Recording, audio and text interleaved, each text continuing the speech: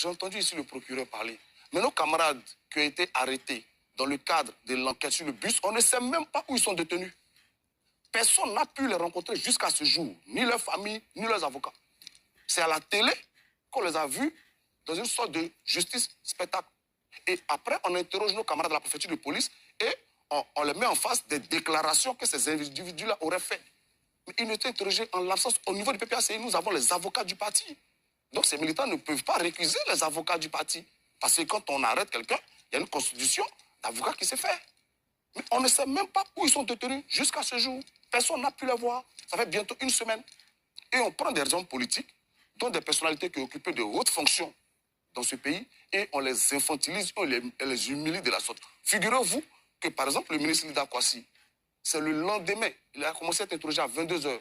C'est le lendemain à 15h qu'il a pu avoir quelque chose à manger. Quel est le message qu'on veut passer? Et moi, écoutez, moi, je suis désolé, je pense que nous sommes des hommes politiques. Et je le répète, nous ne demandons pas de traitement de faveur. Nous demandons que nos droits soient respectés. Nous avons la liberté d'expression qui est garantie.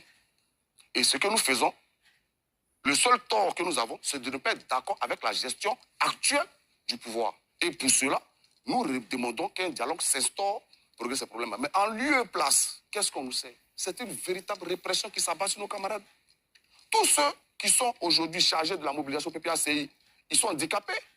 Mais souvent, ça frise le ridicule. Je vais vous donner un exemple simple. Monsieur Blaise Lasque, on finit de l'interroger, on lui interdit de sortir de la ville d'Abidjan. Blaise Lasque, il habite en dehors d'Abidjan. Il fait comment? C'est-à-dire que toutes les fois qu'il doit aller chez lui à la maison, il est en infraction. Moi, Justin, il travaille à Korogo. On lui interdit de sortir d'Abidjan.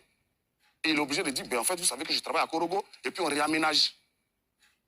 Oui. Donc, nous pensons que... Moi, j'étais venu ici ce soir pour que nous ayons une émission pour parler de cette marche qui a eu lieu.